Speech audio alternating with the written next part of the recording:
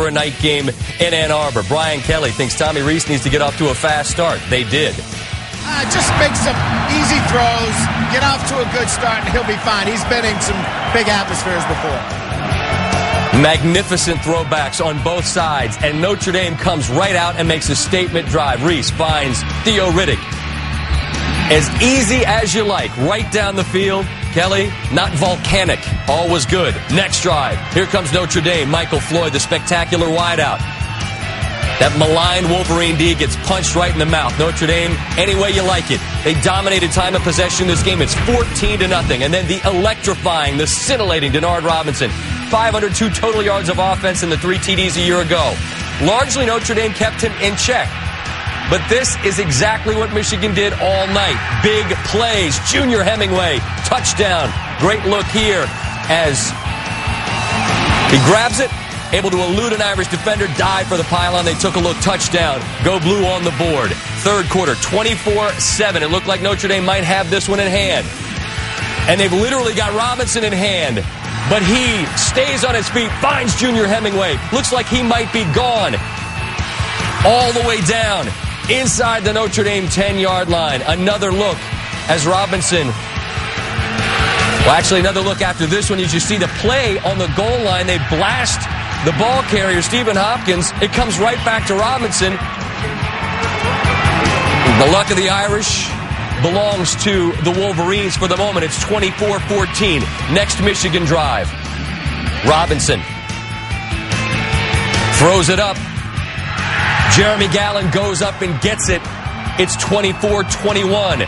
Ensuing Notre Dame possession. Rees loses the ball.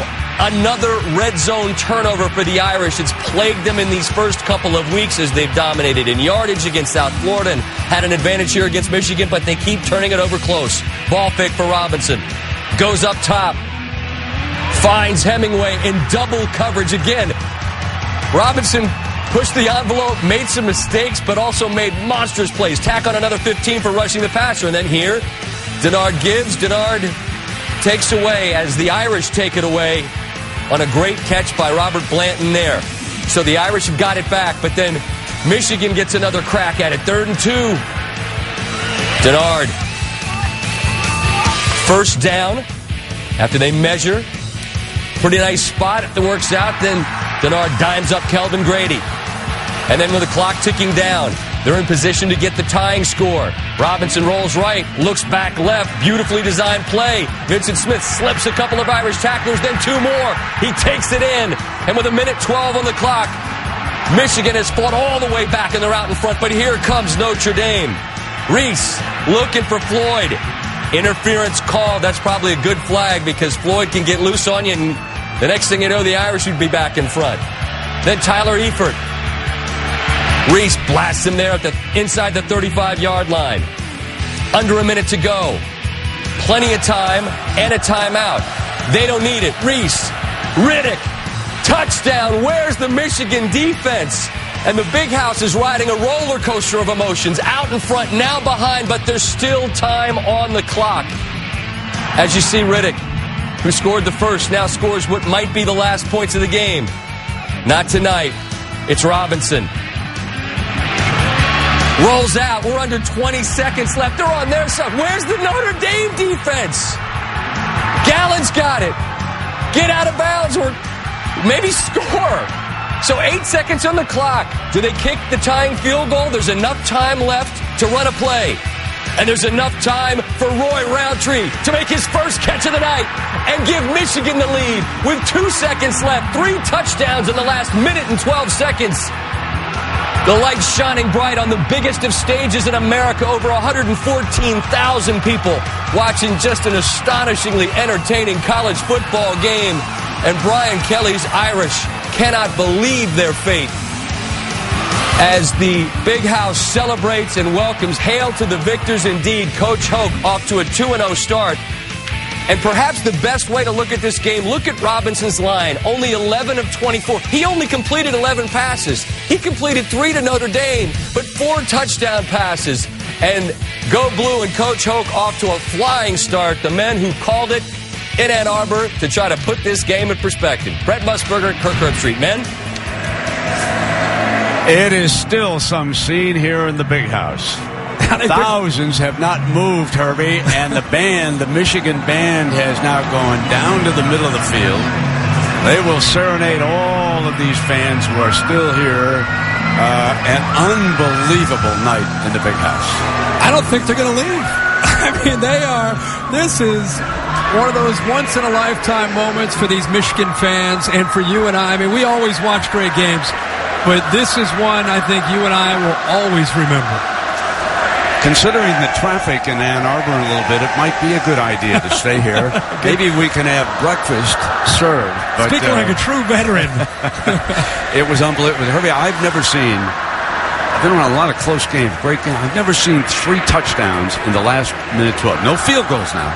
We're talking 3 touchdowns. Take us through these. Well, it happened so fast. I'm looking forward. It was great to listen to Scotty back at Sports Center to remind us of some of these plays that happened. This is big late. Vincent Smith makes a play on a well-designed screen pass where they went back to him, and he made a man miss, Darius Fleming, and he found his way into the end zone. Now you think of Tommy Rees. He's down 4. He doesn't need a field goal. He needs a touchdown. A middle air by Michigan's defense. Rees capitalizes on it and finds Riddick. And just when it looks like Michigan's going to play for a potential field goal, they show courage. They put the ball up in the air. And once again, for the second year in a row, Denard Robinson is the hero for this Michigan team as they knock off Notre Dame for a 3rd straight year. Oh, unbelievable. Up into the stands to celebrate with the crowd. The big house leap. So again, Denard Robinson, who had 502 total yards a year ago, Herbie, down in South Bend. Look at the numbers he put up here today. It's astonishing to think, and especially, as Scotty said, I mean, he didn't have necessarily a great night, 11 of 24, but he took advantage of some big plays. And just to be quite frank, it was some exciting plays here by Denard Robinson. Exciting to see Tommy Rees lead his team down, but just horrendous defense late in the game by both sides that eventually led us to the excitement that we saw. But what happened to the defense there by both teams late in the game? Yeah, Brady was very honest when he spoke with Aaron Andrews. It's a work in progress here. There's no question about it.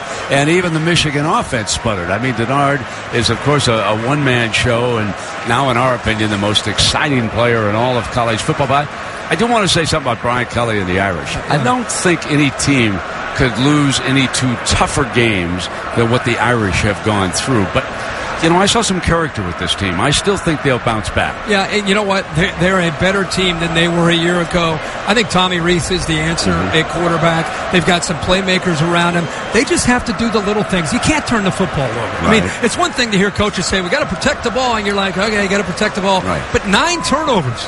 9 turnovers in 2 games. If they would have protected the ball against South Florida, they win that game. If they would have protected the ball against Michigan, they win that game. They got Michigan State, Mark D'Antonio next week, so it doesn't get any easier for the Fighting Irish starting out at 0-2. Can the Wolverines come up alive with the defense and I guess become the sleeper in the leader division of the Big Ten? I guess so. I mean, Greg Madison, the fundamentals that he coaches along with Brady Hoke, you could put him in there. Denard Robinson, as long as you have him on the field, you're going to be in games. But defensively, they've got to take some chances because they just don't have the personnel the way they eventually will in a couple years after Brady has some years to recruit. Just a wonderful, wonderful night here in the Big House. And we hope you enjoyed it as much as we did. It was something. Max Headroom for Brent. Brent. What was that about? Dude can do it all.